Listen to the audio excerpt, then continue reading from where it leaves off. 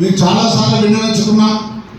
మా ముఖ్యమంత్రికి మేము సైన్యం వెళ్తూ ఉంటాం, అభివృద్ధిలో పాలు పంచుకుంటాం, మా న్యాయమని మా వచ్చే జీతభత్యాలు ఇప్పించమని చాలా రోజులు కోరిన సందర్భాన్ని మీకు గుర్తు చేస్తూ మరి ముఖ్యమంత్రి గారికి త్వరలోనే కలుస్తాం.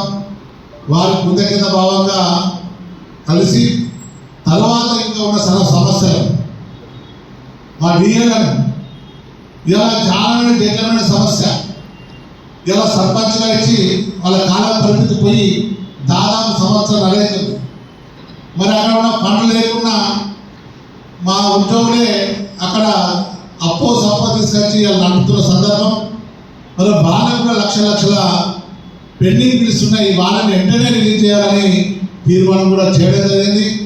అలాగే హాస్టల్ వెల్ఫేర్లో వారు కూడా చాలామంది అక్కడ మా హాస్టల్ వెల్ఫేర్ ఆఫీసర్ అక్కడ ఉన్న పరిస్థితికి అనుగుణంగా బడ్జెట్ లేకుండా ఆ బయట తీసుకొచ్చి ఇవాళ లక్షలు వాళ్ళు కూడా పెట్టుకున్న సందర్భాన్ని ఇలా ప్రభుత్వం దృష్టికి తీసుకెళ్ళాం. వాళ్ళకు కూడా వెంటనే వాళ్ళ బిల్స్ని విడుదల చేయాలని కోరుతున్నాం. మరి చాలామంది ఉద్యోగులు ఇలా మనస్తాపానికి గురవుతున్నారు, చిన్న కారణం వల్ల సస్పెండ్ అవుతున్నారు. ఇలా అగ్రికల్చర్ మార్కెట్లో చిన్న లోపమైందని 7 సస్పెండ్ చేసి 105 మందికి మెమో ఇవ్వడం జరిగింది. అది చిన్న సమస్య. వాళ్ళు సస్పెండ్ చేసిన తర్వాత దాదాపు 4.5 నెలలు అవుతుంది, కనీసం దాన్ని ఎంక్వైరీ చేయకుండా మా ఉద్యోగులు మనోవేదన గురి చేస్తున్న సందర్భాన్ని గుర్తు చేస్తున్నా. అలాగే రిజిస్ట్రేషన్ డిపార్ట్మెంట్లో ఏదో కారణాల వల్ల కొందరు తప్పు చేయవచ్చు, కొందరికి తప్పు చేయకుండా శిక్షణ ప్రవహించే పరిస్థితి ఉంటుంది.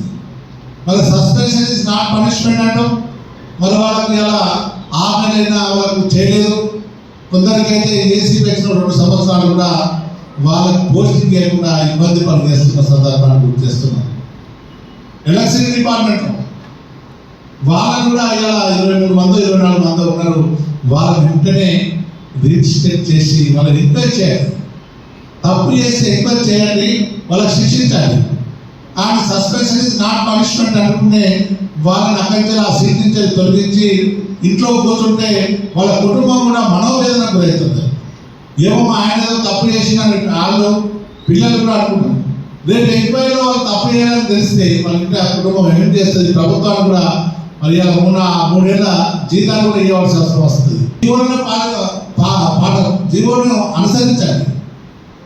సస్పెండ్ చేసిన 6 నెలలు, అలాగే ఏసీ పైన 2 సంవత్సరాల లోపలనే మనం చేయాలి.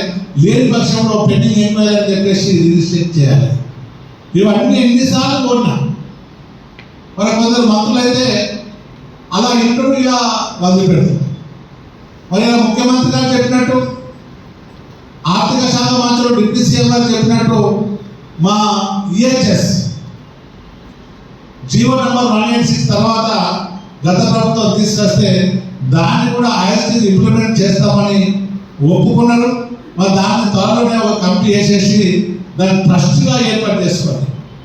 ఇలా ప్రభుత్వం షేరు, మా ఉద్యోగుల షేరు సంవత్సరానికి 400-800 కోట్లు అయితే దాన్ని మెడికల్ ఫ్రీ క్యాష్లెస్ ట్రీట్మెంట్ ఇచ్చే బాధ్యతను ఇలా ప్రభుత్వం తీసుకుంటానని చెప్పింది. అన్ని సమస్యలను తొందరనే ఆ రిపోర్ట్ ఇచ్చేసి ఆ రిపోర్ట్కి అనుగుణంగా అన్నింటిని ఇంప్లిమెంట్ చేసే బాధ్యతను ఇలా ప్రభుత్వం తీసుకోవాలని ప్రభుత్వాన్ని కోరుతూ, మరి మేము ప్రభుత్వానికి ప్రజలకు వారధి, ప్రజలకు ఎప్పుడు మేము శత్రులం కాదు, వాళ్ళకి సేవ చేసే ఉద్యోగులు, ప్రభుత్వానికి మంచి పేరు తీసుకొచ్చే వ్యక్తులు.